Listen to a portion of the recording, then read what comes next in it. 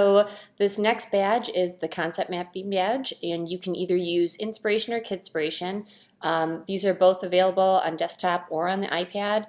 On the iPad, if you have your own iPad, you could create one, and I think it's also available on the phone as well. So if you have an iPhone, you can download Inspiration Lite or Kidspiration Lite, and that allows you to create, I think, one concept map.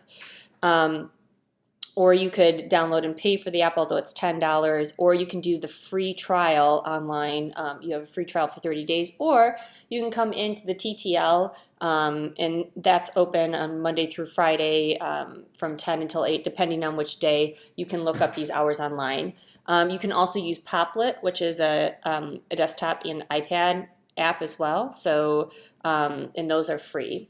The bare minimum requirements are at least 6 bubbles or circles, and we want you to kind of look at a specific relationship between the bubbles and the circles.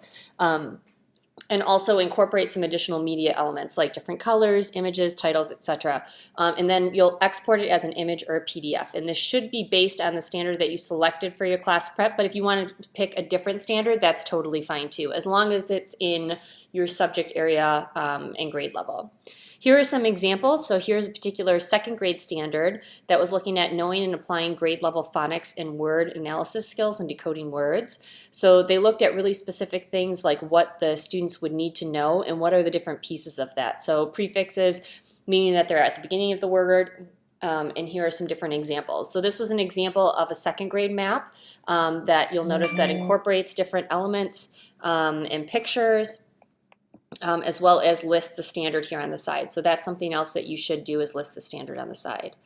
Here's another example. So this one is about the Great Gatsby and looked at the symbolism within the Great Gatsby. So it has different elements here, different pieces, and then it talks about why those are particular symbols or what it may represent. So this was another example this was an example of secondary English language arts. So those are the two examples. If you need assistance with how to actually do this, I'm going to include some links as well to tutorials for Inspiration and Kidspiration, but it's relatively easy, and as I said, you can go into the TTL and get assistance there.